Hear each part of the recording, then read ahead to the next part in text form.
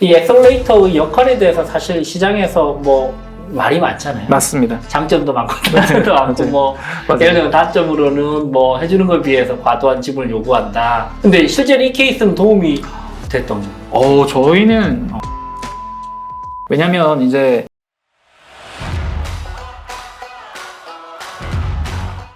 네, 안녕하세요. 스타트업 변호사 류지현 변호사입니다. 오늘은 정말 모시기 힘든 분을 모셨습니다. 국내 1등 전자계약 서비스를 운영하고 있는 모두사인의 이영준 대표님 모시고 오늘 한번 이야기를 들어보는 시간, 인터뷰를 한번 진행을 해보도록 하겠습니다. 반갑습니다. 네, 반갑습니다.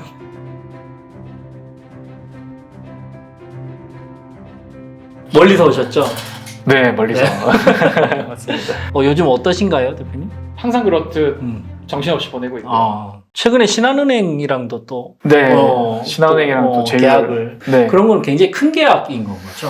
이게 어떤 말 그대로 이제 그 MOU고요. 그래서 또 저희가 이제 계약이라고 하는 게 단순히 뭐 만나지 않고 종이 없이 또 전자계약을 할 수 있다. 뭐 저희 서비스에 그렇게 생각할 수도 있겠지만 이 계약이라는 게 결국 이 돈이 또 오가는 영역들이 많잖아요. 이 금융과 함께 할 수 있는 것들이 많거든요. 그쵸. 그래서 그런 어떤 연결고리 차원에서 금융기관과의 첫 어떤 제휴다라는 오케이. 측면에서. 오케이. 네. 그러면 규모 있는 금융기관과는 첫 제휴. 맞습니다. 오케이. 우리나라에서 모두사인은 사실 전자계약 서비스 쪽에서는 뭐 압도적인 1위잖아요. 주로 어떤 고객사들이 많으신가요? 저희가 일단 수적으로 봤을 때는 저희가 지금은 좀 어떤 소규모 기업들, 오케이. 스타트업들, 스타트업들. 양쪽으로는 그 소규모 기업들이 좀 많이 차지하고 있고요. 우리가 알만한 스타트업들은 거의 다 쓴다고 보시면 될까요? 맞습니다. 뭐 저희 로펌에서도 지금 한 2년째 쓰고 있는데 너무 잘 쓰고 있고 아유, 감사합니다. 비용도 너무 줄었고 너무 빠르고요. 저희 직원들이 너무 좋아합니다. 저는 모두사인 팬이고요.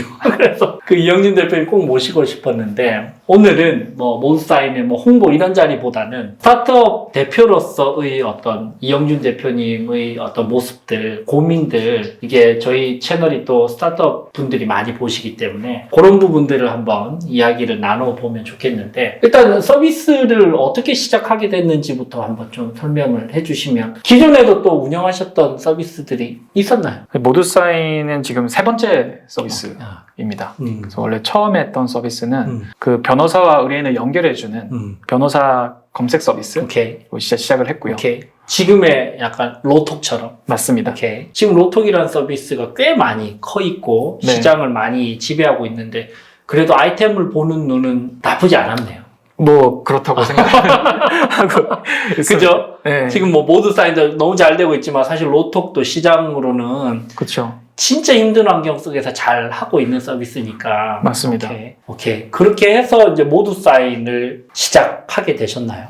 그것도 약간 사연이 있는 게 이제 그러면서 이제 그 민사사건 70%가 소액사건이라는 걸 알게 됐고 또 이게 또 70%, 약 70% 정도가 또 나홀로 소송이더라고요. 근데 아무튼 저희 입장에서는 변호사가 해결해 줄 수 있는 사건이 제약이 있구나를 그때 알게 됐고, 근데 애시당초 이 법률 사건 그 자체를 좀 일어나지 않게, 아니면 좀 일반인 입장에서도 좀 이 문제를 쉽게 해결할 수 있게 해줄 수 있는 방법이 뭘까 찾아보다가 또 이 민사사건의 많은 부분들이 또 계약으로 인해 출발하는 경우들이 많더라고요. 뭐 흔히 있는 게 계약서를 안 썼거나 이제 계약서를 썼는데 분실하거나 또는 뭐 훼손이 됐거나 아니면은 뭐 계약서 내용 자체에 대해서 충분한 어떤 인식 없이 체결을 했거나 그런 걸 보면서 이 계약서 쪽이 좀 재밌겠다. 오케이. 그래서 뭐 사람들의 계약을 좀 쉽게 할 수 있게 해주자.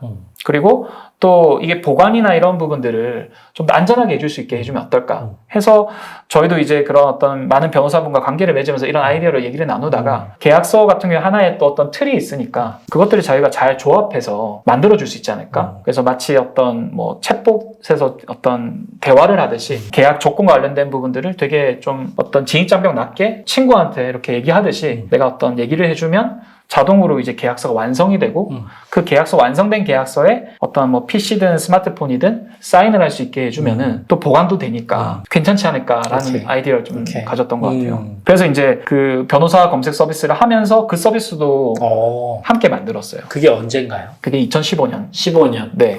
모두사인이 이제 태동하는 시기네요. 그게. 네. 15년, 16년 그거죠. 네, 네. 오케이. 모두사인이 그렇게 해서 이제 팀이 구성이 되고 본격적인 서비스는 언제부터 시작됐죠? 모두사인이라는 서비스는 이제 16년에 시작을 했고 오케이. 또 방금 말씀드린 그 계약서를 만들고 서명할 수 있는 서비스도 어떻게 보면 이제 또 실패를 한 거죠. 짧은 기간에 실패를 2번 했는데 그때도 이제 저희가 해보니까 계약서를 이제 만들어드리는 쪽들이 가치가 되게 클 거라 생각을 했어요. 그런데 저희가 이제 그 제작해드린 어떤 하나의 템플릿 같은 거 그런 걸 많이 쓰실 줄 알았는데 물론 쓰긴 쓰셨지만 또 그 양식도 있지만 또 저희가 이제 그 말 그대로 에디터라고 해야 될까요? 뭐 PC나 모바일에서 스마트폰에서 수정할 수 있게끔 했는데 저희가 제공한 양식보다 또 수정하는 양식도 많이 쓰시더라고요. 그러면 왜 쓰지? 들여다봤더니 이걸 쓰는 이유 중에 하나가 좀 큰 이유 중에 하나가 만나지 않고 계약을 할 수 있어서 좋고 또 내가 체결한 그 계약서들을 언제 어디서든 확인할 수 있어서 좋다.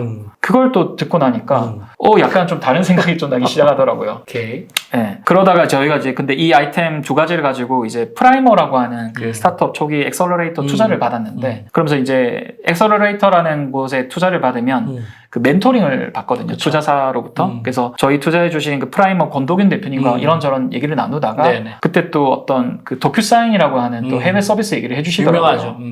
그래서 하면서 저희도 이제 고민을 해봤더니 이제 투자자분께서는 물론 이 서비스도 좋지만 만약 그렇게 생각하고 있다면은 말 그대로 이 본질을 좀 생각을 해본다고 했을 때 그 계약을 말 그대로 체결하고 또 관리하는 이런 쪽에 좀 더 포커스 해보는 건 어떻겠냐. 오케이. 근데 저희가 제공해주는 어떤 양식에 집중하게 되면 사실 저희의 시장의 크기는 현재도 있는 회사긴 하지만 뭐 예스폼이라든지 뭐 비주폼 같은 양식을 제공해주는 전문 업체가 저희 경쟁사일 수도 있고 또 이게 깊게 들어가면은 또 변호사와 같은 그렇죠. 또 아주 퀄리티 있는 고급 양식을 제공해주는 그런 어떤 쪽과 경쟁이 되는데 이 시장의 크기가 그렇게 커 보이지도 않고 또 변호사법 위반 여지도 있을 것 같고 분명히 또 있겠죠. 네, 그리고 저희의 강점이 아니더라고요. 이 영역이.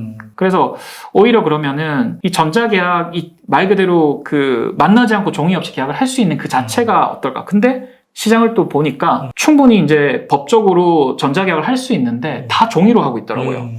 근데 이거 바꾸면 되게 재밌고 큰일이지 않을까? 오케이. 네, 그러면서 이제 그렇게 이제 이어져 가는. 네네네. 근데 실제로 이제 아이템을 구체화시키는데 도움을 줬던 거는 엑셀러레이터인 권득희 대표님이 실제로 구체화시켜줬고, 네, 아이디어를 줬고. 맞습니다. 이 엑셀러레이터의 역할에 대해서 사실 시장에서 뭐 말이 많잖아요. 맞습니다. 장점도 많고 단점도 많고 뭐 예를 들면 단점으로는 뭐 해주는 걸 비해서 과도한 지분을 요구한다. 근데 실제로 이 케이스는 도움이 됐던. 저희는 어마어마한 도움을 받았고요. 왜냐면 이제 그 저희 같은 경우에는 그 직장 생활 경험도 없고요. 또 그 저희가 뭐 계약을 많이 해봤겠습니까? 계약 서비스를 하는데 그 당시에. 그리고 또 B2B 서비스다 보니까 어떤 기업의 생리, 의사결정 구조 뭐 그런 많은 것들에 대한 이해도가 있어야 되는데 저희는 사실 본사가 부산이고 또 지방에 있는 그 대학생들이 뜻을 합쳐서 만든 회사다 보니까 사실 그 신뢰라는 측면에서도 그렇고 여러 가지로 제약이 많았거든요. 그런데 이제 그 엑셀러레이터 투자를 통해서 또 멘토링을 통해서 저희가 놓칠 수 있는 그런 부분들에 많은 조언도 받았고 특히 이제 대학생 창업인 경우에는 이 조직에 대한 이해나 이런 것들이 또 많이 또 부족할 수 있는데 그런 부분에 대해서 또 많은 조언을 또 받았던 것 같아요. 일단 이영준 대표님은 엑셀러레이팅 옹호론자시네요. 네, 적극적인 옹호론자인데 근데 이거는 케이스가 다르다. 오케이. 그러니까 뭐 오케이. 대학생 창업가라든지 예를 들면 다 갖춰져 있으면 굳이 안 해도 되는데 맞아요. 경험이나 네트워킹 이런 게 좀 필요하면 네. 활용하실 수 있다. 네. 그리고 B2B 서비스도 괜찮은 것 같아요.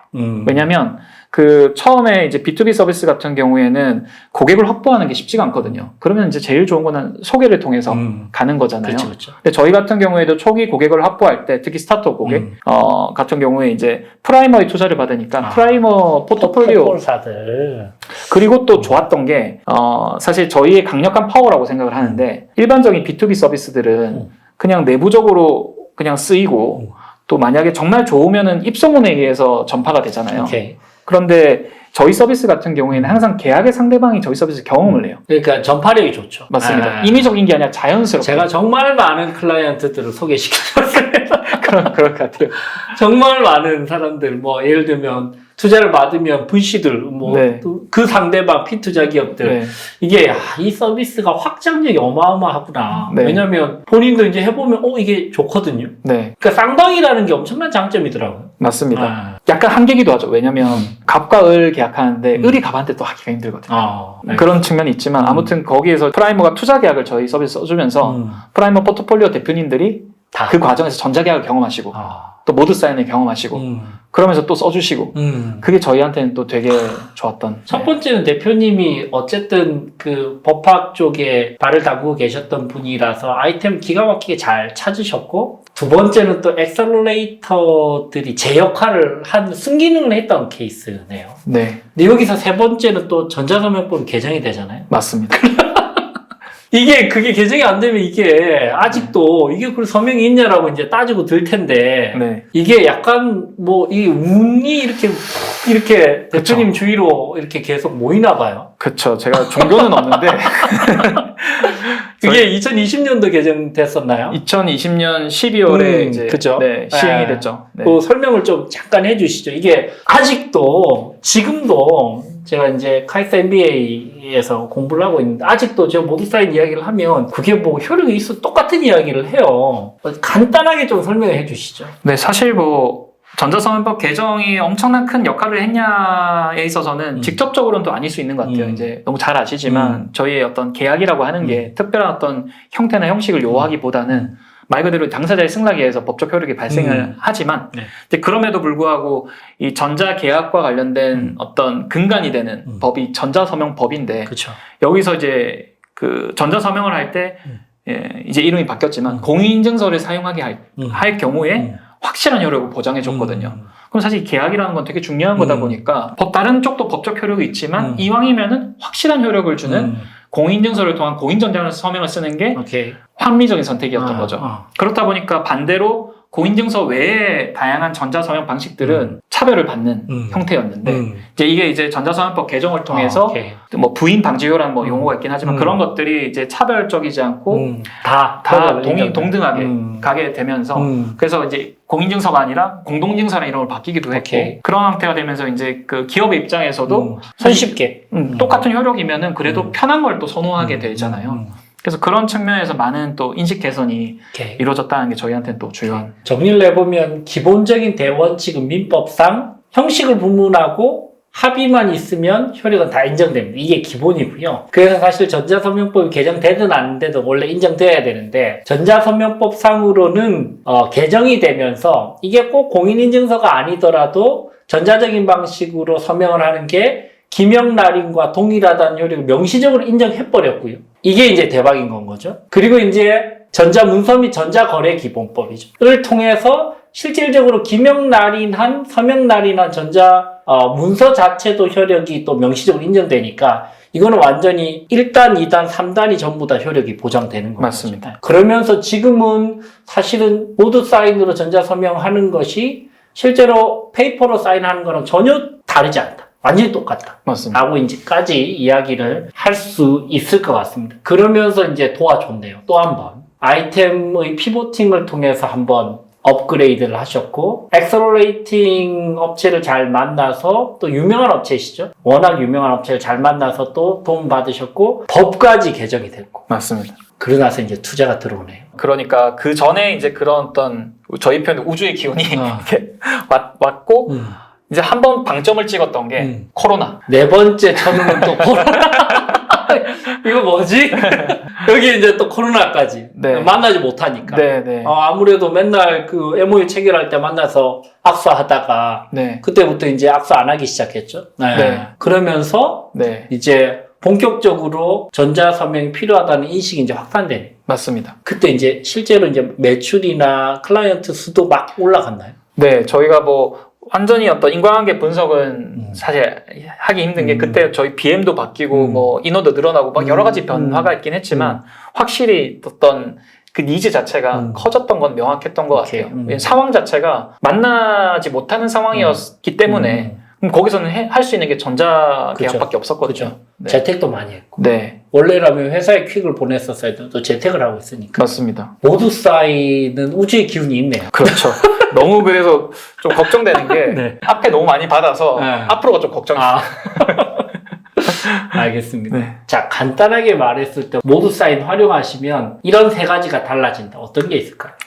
이게 세 가지로 말씀드릴 수 있을지 모르겠는데 너무 많아서. 네. 저도 이제 모드사인의 유저니까 어떤 대표 입장이 아니라 유저 입장에서 좀 생각을 해본다고 하면은 확실히 그 좀 느끼는 가치 중에 하나가 계약서 보관이나 계약서 관리가 너무 편한 것 같아요. 왜냐하면 저희도 이게 너무 좀 민망한 얘기지만 전자계약 서비스 회사지만 또 그 저희 클라이언트가 그 내부에서 그 전자계약을 쓰지 않는 경우들이 있거든요.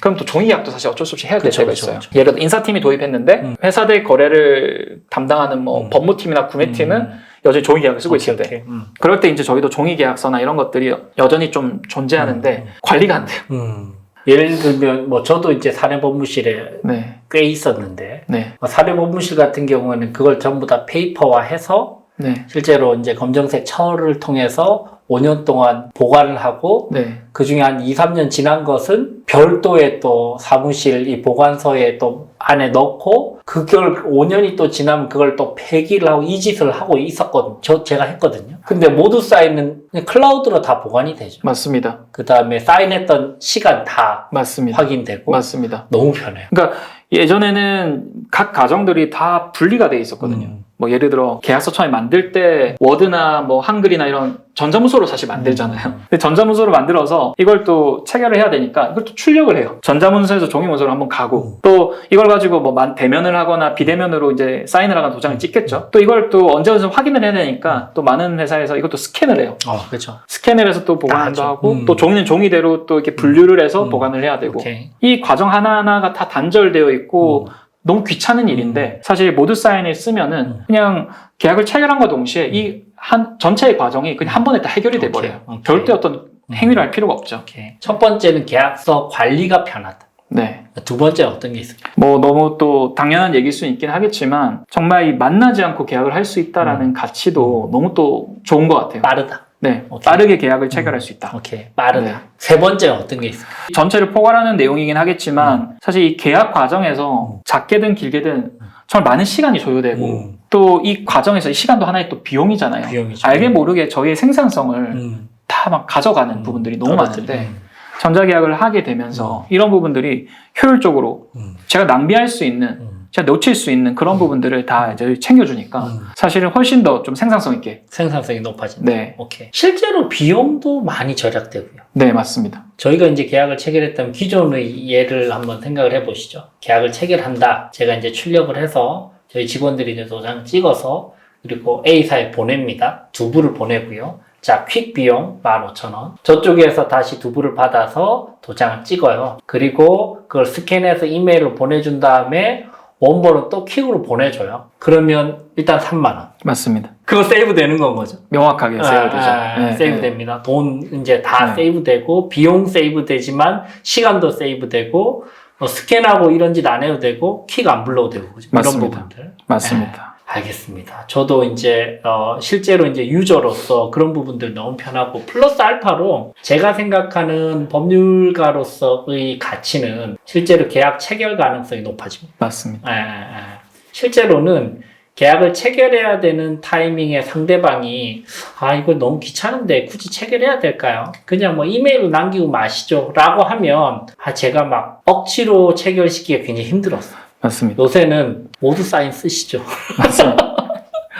1분 만에 해결됩니다. 맞습니다. 굳이 그렇게 퀵 서로 안 보내셔도 되고 재택하셔도 다 하실 수 있습니다. 계약 체결 가능성이 높아진다는 거는 예측 가능성과 분쟁의 리스크가 줄어든다. 맞습니다. 예측 맞습니다. 가능성은 높아지고 분쟁은 줄어들고 이런 부분들이 실질적인 가치가 아닌가 맞습니다. 라는 생각도 듭니다. 여러분들도 모두 사인 한번 활용을 해보시고요. 비용은 어떻게 되나요? 비용은 되게 다양하게 구성이 되어 있습니다. 사실 뭐 제 입으로 말하기 그렇지만 일반 어떤 개인이나 기업에 쓰기에는 되게 저렴하게 구성이 되어 있기 때문에 뭐 저희 어떤 홈페이지 들어오셔서 요금제 페이지를 보시면 아마 정말 큰 부담 없이 쓰실 수 있는. 예를 들면 내가 한 달에 계약을 한 10건 정도 하는데 네. 이때까지는 퀵을 매번 보내고 받았어요. 네. 한 번 보낼 때 15,000원씩 해서 15만원 정도 들었어요. 10번 네. 정도. 네. 모두 사인 얼마 정도 해결되나요? 한 달에? 한 달에 3만 원대면 3만 원. 해결됩니다. 네. 근데 그거는 몇 건까지 가능해요? 저희가 3만 원 요금제는 건수 관계없이 다 3만 원이면 다 100건도. 100건도 됩니다. 계약 많이 체결하시는 분은 무조건 좋겠네요. 맞습니다. 네. 그거는 클라우드로 보관하는 비용 포함. 맞습니다. 포괄하는 비용, 뭐 또 본인 확인하고 이런 비용도 다 포함되어 있고요. 그럼 BM이 지금 뭐예요? 이 금액만으로 어떻게 유지가 되나요, 그 회사가? 그렇죠. 저희는 어떻게 보면은 그 타겟마다 다른 형태로 저희가 제공을 하고 있는데요. 예를 들어 뭐 건수가 작거나 그런 일반적인 어떤 고객들, 작은 고객들 같은 경우에는 말 그대로 이제 회사당, 어카운트당 그 구독료 기반으로 오케이. 하고 있고요. 그런데 이제 기업 규모가 커지면 커질수록 계약 양도 늘어나고 그죠. 또 계약에 관련되는 그 담당자들 수도 늘어나고 많아지죠. 복잡성이 기하급수적 증가하거든요. 이제 그렇다 보니까 그럴 때는 한 회사에서 여러 어카운트를 쓰셔야 돼요. 그러니까 뭐 법무팀에도 여러 분들 쓰셔야 되고 인사팀에도 여러 분들 쓰셔야 되고 영업팀에도 여러 분 쓰셔야 그게 계약의 실질적인 관리가 가능하시다 보니까 그래서 한 회사에서 어떤 한 개의 어카운트만 쓰시는 게 아니라 여러 어카운트를 이제 쓰시기 때문에 그런 것들로 인해서 또 오케이. 저희가 받는 것도 있고 B2B로 해서 좀 규모가 큰 회사에 적용됐을 때 절대적으로 BM적으로 유리하겠네요. 맞습니다. 저희가 이제 기본적으로 건수를 뭐 종량형으로 되게 적극적으로 판매하고 있지는 않고 있지만 또 일부 또 저희의 또 주요 기능 중에서 그런 게 있어요. 대량 전송 기능이라고 있는데 그게 이제 대표적인 게 연봉 계약 같은 거 할 때 뭐 대기업 기준으로 한 번에 뭐 그 인사 담당자가 3,000명이랑 연봉 계약을 해야 되는 거예요. 네네. 기존에 생각해 보면은 인사 담당자가 그 3,000명분의 계약서를 하나하나 다 만들고 그걸 또 두부가 필요하겠죠. 출력을 두부씩 3,000명분을 다 하고 한 명 한 명 일일이 찾아가서 사인을 받아서 했죠. 했어야 됐다면 저희 같은 경우에는 사실 연봉 계약서와 같은 것들은 이 내용은 사실 동일하잖아요. 그러니까 그 계약서 조항은 동일하고 조건값만 다른데 요 양식 틀이 되는 문서 하나와 그 달라지는 부분만 어떤 엑셀 스프레드시트 같은 거를 준비하시면은 그 어떤 뭐 예를 들어서 뭐 3,000명분의 그러면 이 문서 틀이 되는 거 하나와 3,000명분의 정보만 있으면은 5분 만에 3,000명분한테 동시다발적으로 계약서를 뿌릴 수 있습니다. 이건 진짜 좋은데요? 네. 그래서 그거는 이제 저희가 상대방분의 연락처를 가지고 있을 때 그럴 때 이제 보내실 수 있는 기능이고 다른 또 좋은 어떤 기능 중에 하나가 링크 서명이라는 기능이 있는데 그거는 저희 뭐 예를 들어 구글 설문지 같은 거 보시면 이제 하나의 링크를 생성한 다음에 그 링크에 누구나 접속해서 그쵸. 내 정보를 입력할 수 있잖아요. 비슷하게 저희가 이제 생성해드릴 링크에 접속하시면 누구나 그 링크에 접속해서 정보를 입력하고 사인을 하실 수 있어요. 이거는 이제 제가 특정인의 연락처를 굳이 확보하고 있지 않아도 할 수 있는. 이거는 대규모 서명을 이제 받을 때 불특정 다수에게 받을 때는 엄청 좋네요. 맞습니다. 뭐 어떤 뭐 결의를 해야 되거나 그럴 때 손쉽게 하실 수 있죠. 뭐 아파트 단위로 뭐 하자 공사를 한다 이런 거 너무 맞습니다. 좋네요. 네, 이런 경우는 사실 저희 입장에선 좀 대량의 어떤 트래픽이나 건이 발생할 수 있으니까 이거는 어떤 구독료보다는 또 별도로 이제 건당 비용을 해서 받고 있고요. 네, 알겠습니다. 협상 테이블에서 밀리지 않는 협상력을 확보할 수 있는 최선의 솔루션 DNSG 협상스쿨, 류재현의 협상스쿨.